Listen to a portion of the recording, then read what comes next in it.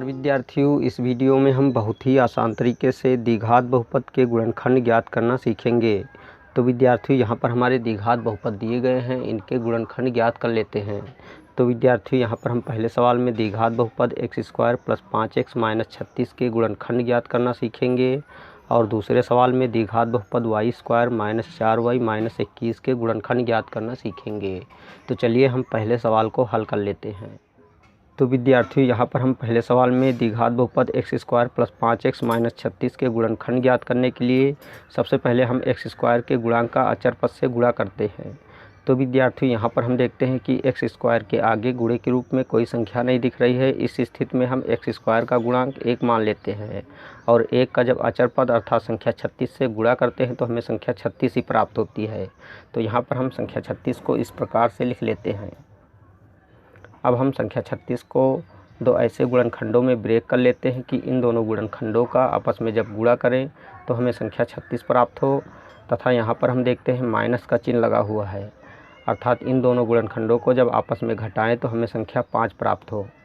तो विद्यार्थियों संख्या 36 के दो ऐसे गुणनखंड 9 व 4 हैं। तो यहाँ पर हम 9 व 4 को लिख लेते हैं, क्योंकि जब संख्या 9 का 4 से गुणा करते हैं तो हमें संख्या 36 प्राप्त होती है और संख्या 9 से जब 4 को घटाते हैं तो हमें संख्या 5 प्राप्त होती है। अब हम यहाँ पर बराबर का चिन्ह लगा देते हैं और x² को ऐसे लिख लेते हैं, प्लस का चिन्ह लगा देते हैं। अब हम संख्या 9 व 4 को 9 - 4 के रूप में छोटे ब्रैकेट में इस प्रकार से लिख लेते हैं, 9 - 4, बाहर x लिख लेते हैं, माइनस का 36 लिख लेते हैं। अगले स्टेप में x² को ऐसे उतार लेते हैं, प्लस के चिन्ह को भी ऐसे लगा लेते हैं। अब इस x का 9 व 4 से गुणा करते हैं, अर्थात माइनस के 4 से गुणा करते हैं। तो x का जब 9 से गुणा करते हैं तो हमें 9x प्राप्त होता है। तो यहाँ पर हम 9x लिख लेते हैं और x का जब -4 से गुणा करते हैं तो हमें माइनस का 4x प्राप्त होता है। तो यहाँ पर माइनस के 4x लिख लेते हैं और फिर इसके बाद में -36 लिख लेते हैं। अगले स्टेप में इन दोनों पदों में व इन दोनों पदों में कॉमन देखते हैं। तो विद्यार्थियों इन दोनों पदों में कॉमन x है, तो x को बाहर निकाल लेते हैं और जो शेष बच जाता है उसको छोटे ब्रैकेट में लिख लेते हैं।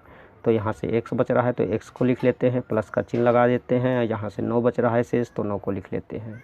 अब छोटे ब्रैकेट को क्लोज कर देते हैं। इसी तरह इन दोनों पदों में कॉमन देखते हैं। तो विद्यार्थियों इन दोनों पदों में कॉमन माइनस का 4 है, तो माइनस के 4 को बाहर निकाल लेते हैं तथा छोटे ब्रैकेट में जो शेष बच जाता है उसको लिख लेते हैं। तो यहाँ से एक शेष बच रहा है तो x को लिख लेते हैं और यहाँ पर प्लस हो गया, क्योंकि माइनस हमने कॉमन ले लिया तो यहाँ पर प्लस हो गया। अब यहाँ पर देखते हैं 36 में से 4 बाहर निकल गया तो 9 बच गया, तो 9 को लिख लेते हैं और ब्रैकेट को क्लोज कर देते हैं। अगले स्टेप में इन दोनों पदों में कॉमन देखते हैं। तो विद्यार्थियों इन दोनों पदों में कॉमन x + 9 है, तो x + 9 को छोटे ब्रैकेट में इस तरह लिख लेते हैं तथा दूसरे छोटे ब्रैकेट में x - 4 को लिख लेते हैं। यही आंसर है। तो विद्यार्थियों अगर आपने हमारे चैनल को अभी तक सब्सक्राइब नहीं किया तो नीचे दिख रहे रेड कलर के सब्सक्राइब बटन को प्रेस करके हमारे चैनल को सब्सक्राइब कर लीजिए और अगर आपको हमारी वीडियो अच्छी लगी तो हमारी वीडियो को एक लाइक दीजिए।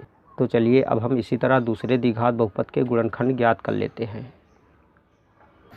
तो विद्यार्थियों यहाँ पर दूसरा द्विघात बहुपद y² - 4y - 21 है, इसके गुणनखंड ज्ञात कर लेते हैं।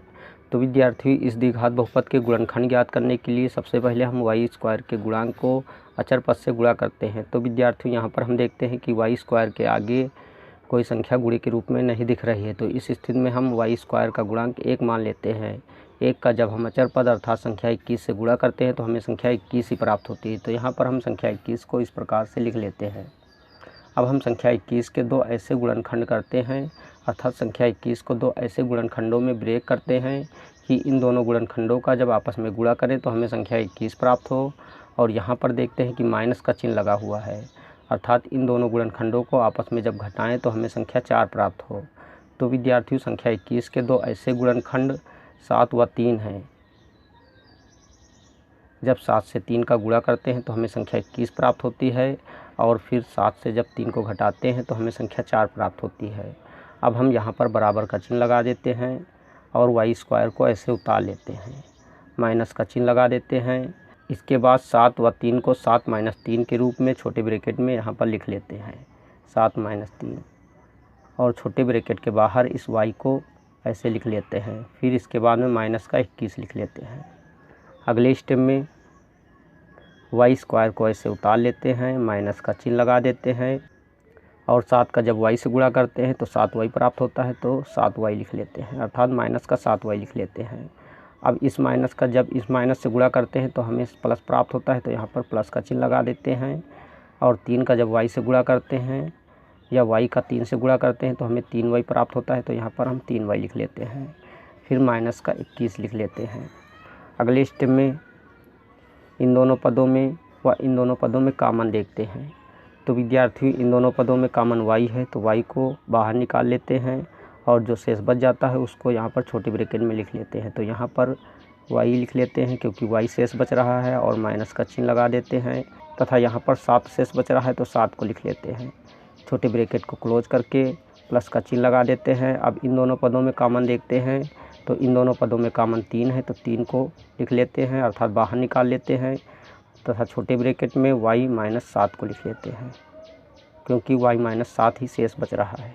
अब हम अगले स्टेप में यहाँ पर इन दोनों पदों में कॉमन देखते हैं, तो इन दोनों पदों में कॉमन y - 7 है, तो y - 7 को छोटे ब्रैकेट में लिख लेते हैं, तथा दूसरे छोटे ब्रैकेट में y + 3 को लिख लेते हैं। तो विद्यार्थियों, इस प्रकार y² - 4y - 21 के यहाँ पर गुणनखंड एक ब्रैकेट में y - 7 व दूसरे ब्रैकेट में y + 3 प्राप्त हुए। यही आंसर है। तो विद्यार्थियों, इस वीडियो में हमने बहुत ही आसान तरीके से द्विघात बहुपद के गुणनखंड ज्ञात करना सीख लिया है। अगर आपको हमारी वीडियो अच्छी लगी तो हमारी वीडियो को एक लाइक दीजिए तथा चैनल को सब्सक्राइब कीजिए और बेल आइकन को प्रेस कीजिए ताकि आने वाली ऐसी ही हर वीडियो का नोटिफिकेशन आपको मिलता रहे। जय हिंद।